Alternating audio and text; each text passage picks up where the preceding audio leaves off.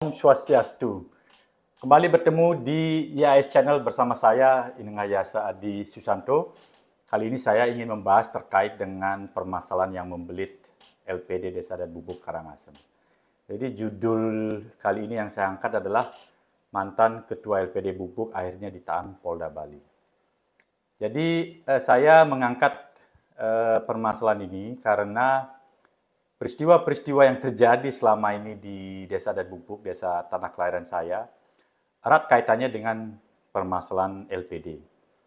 Yang kasusnya saat ini sedang ditangani oleh Ditreskrimsus Polda Bali dan menetapkan mantan Ketua LPD Bubuk, Inengah Sudiarte, menjadi tersangka dan telah dilakukan penahanan sejak tanggal 6 November 2023 lalu.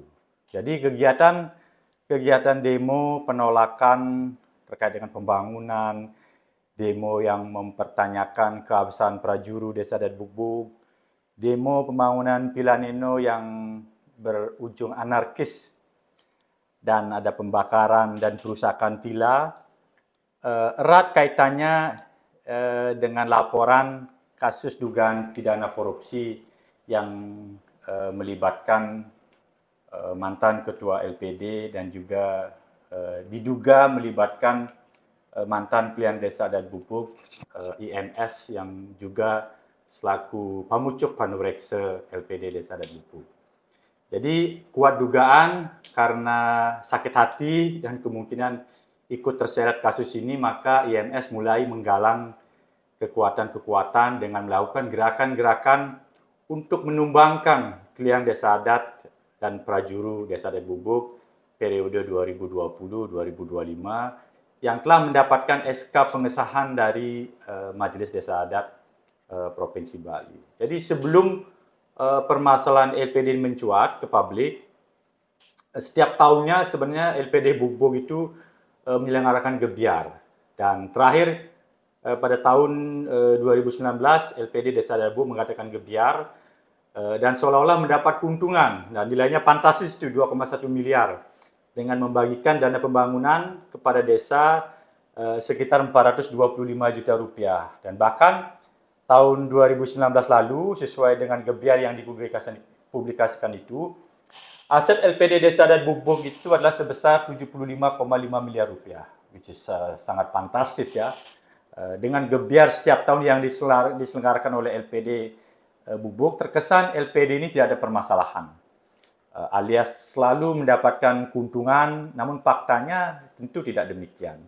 Perlahan-lahan permasalahannya mulai muncul pada saat pergantian kepemimpinan klien desa adat serta prajuru Bubuk yang sebelumnya dijabat oleh Iwayan Masuyase kurun waktu 1990-2020, kemudian beralih kepemimpinan dijabat oleh klien desa adat baru, Jeronyoman Purwa Arsana.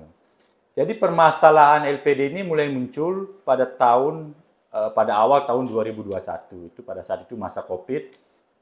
Jadi LPD Bubuk diketahui mendepositukan uangnya di LPD Rendang yang saat itu sedang bermasalah dan tidak bisa mencairkan dana tabungan dan deposito nasabah hingga dilaporkan ke Ditreskrimsus Polda Bali. Jadi ada permasalahan di LPD Rendang, kemudian Desa Bubuk menyimpan uangnya, LPD Bubuk menyimpan uang di sana 4,5 miliar tidak bisa dicairkan, dan LPD Rendang waktu itu melalui Desa Adat, Bendesa Adat melaporkanlah ke Polda Bali, dan kebetulan saya ditunjuk menjadi salah satu kuasa hukum Bendesa Adat, LPD Bendesa Adat Rendang saat itu, dan ikut mendampingi pelaporan terkait dengan dugaan korupsi yang terjadi di LPD Rendang.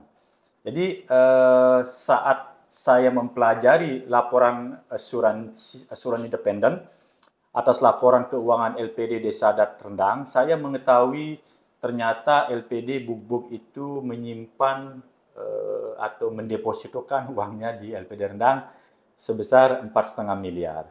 Jadi penempatan uang milik LPD Bubuk ini di LPD Rendang ini tidak pernah diberitahukan oleh Ketua LPD atau Prajuru LPD, dalam hal ini Ketua LPD saat itu, kepada prajurit Desa Adat Bubuk yang baru, baik yang baru maupun yang lama juga tidak pernah diceritakan ini.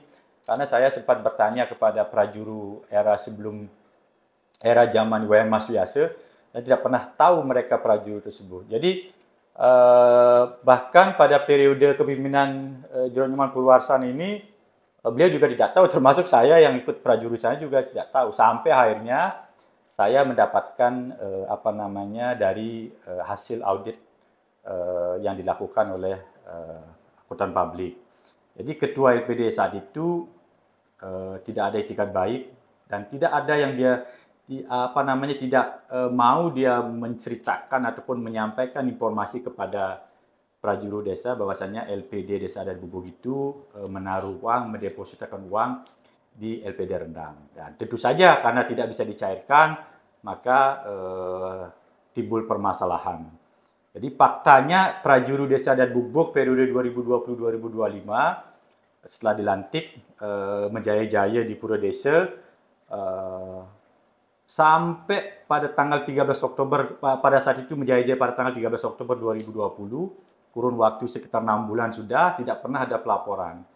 Jadi ini yang saya maksud, tidak ada etikat baik dari ketua LPD saat itu untuk menjelaskan kepada prajurit yang baru bahwasanya LPD Desa Adat Bubuk itu menyimpan uang di LPD Rendang dan tidak bisa ditarik kembali. Jadi modus mendepositkan uang LPD Bubuk di LPD Rendang itu karena keuntungan selisih bunga. Jadi bunga deposito yang diduga dinikmati oleh ketua LPD saat itu. LPD Rendang memberikan bunga deposito, kan ada 3 rekening deposito nih.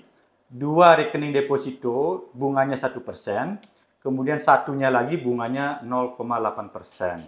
Nah, oleh oknum ketua LPD, INS ini, jadi bunga yang seharusnya dinikmati 1% dan 0,8 untuk satu rekening pinjaman, hanya diberikan 0,6% kepada Desa Adat Bubuk, LPD Desa Adat Bubuk. Jadi singkatnya, saat itu INS selaku ketua LPD waktu itu membuka 2 rekening.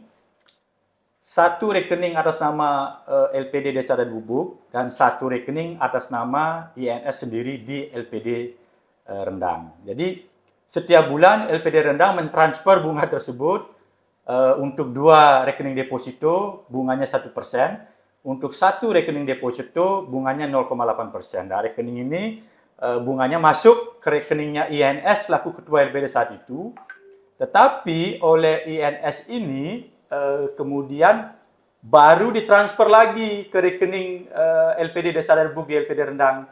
Setelah dipotong yang dikasih itu, ditransfer itu nilainya 0,6%. Jadi sisanya itu dinikmati oleh oknum ketua LPD ini. Jadi permasalahan-permasalahan lainnya juga mulai terkuat pasca dilakukan audit investigasi oleh auditor akuntan publik.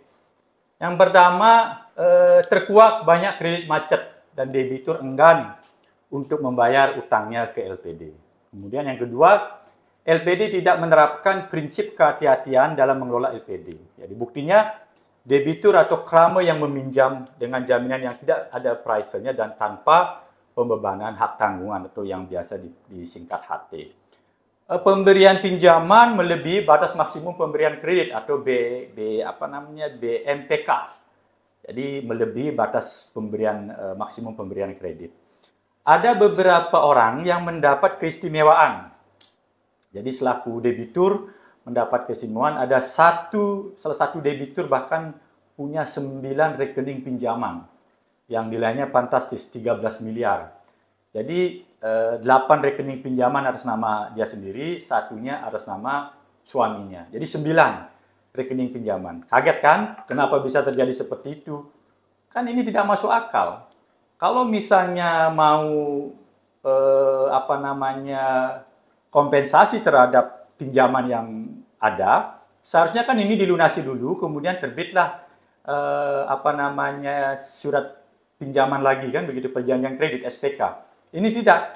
Dia sudah punya pinjaman, kemudian pinjam lagi, buka rekening pinjaman sampai 9 dengan suaminya. Kemudian ada juga yang debitur punya 5 rekening pinjaman dengan total pinjaman hampir 7 miliar. Kemudian beberapa ada yang punya 3 rekening dengan total pinjaman melebihi 10 miliar. Pokoknya banyak kejanggalan dan keanehan yang membuat LPD Bubu mengalami permasalahan.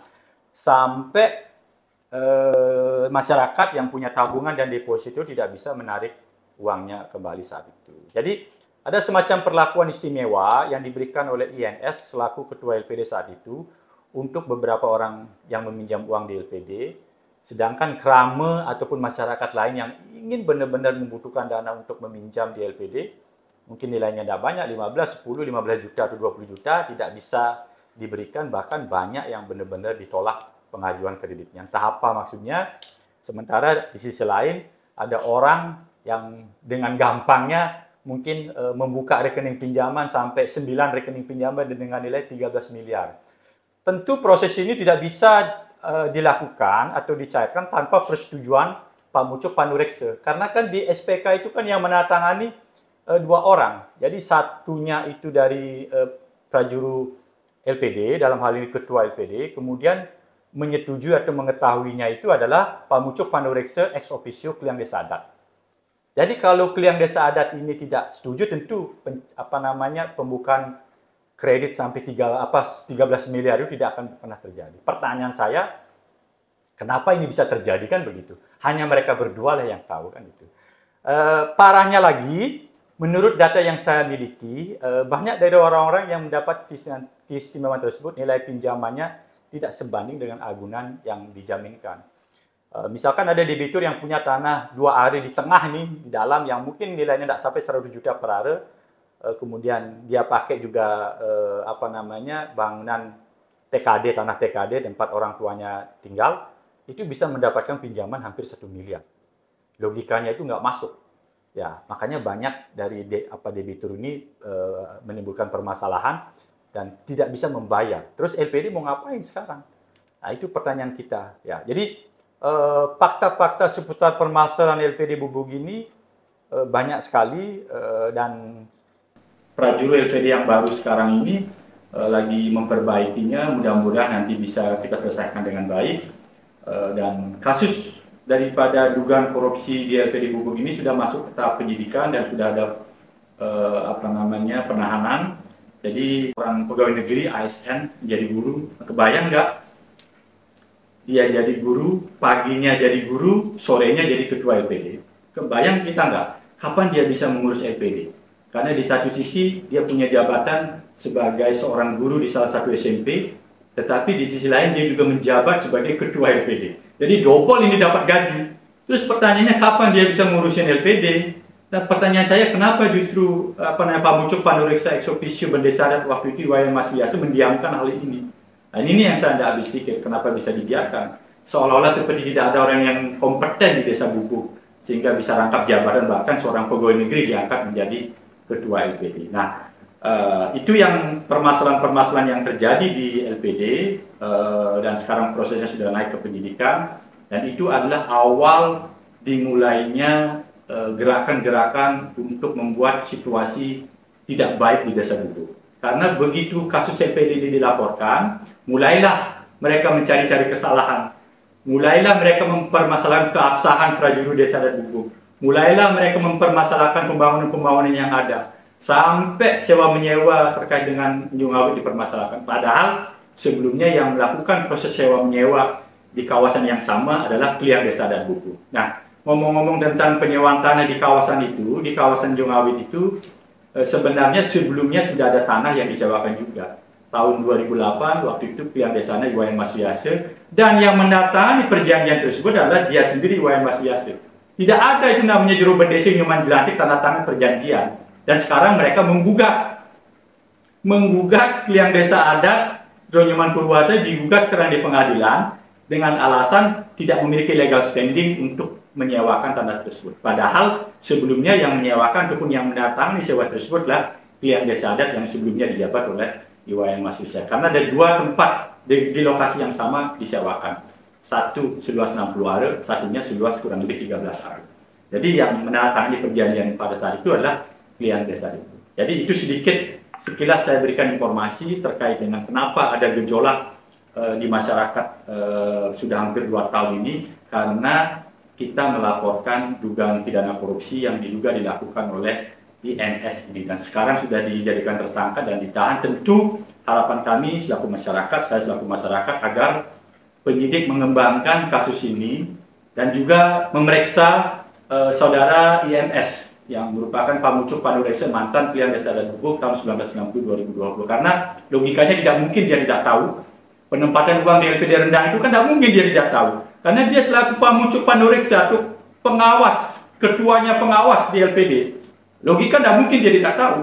Ya, artinya dia wajib juga diperiksa, dan kalau dia memenuhi unsur melakukan perbuatan pidana harus dijadikan tersangka dan ditahan juga. Nah, itu mungkin yang saya bisa sharing. Mudah-mudahan video ini bisa mengedukasi masyarakat, terutama yang ada di Gubuk, karena jangan sampai nanti mereka berpikir yang aneh-aneh.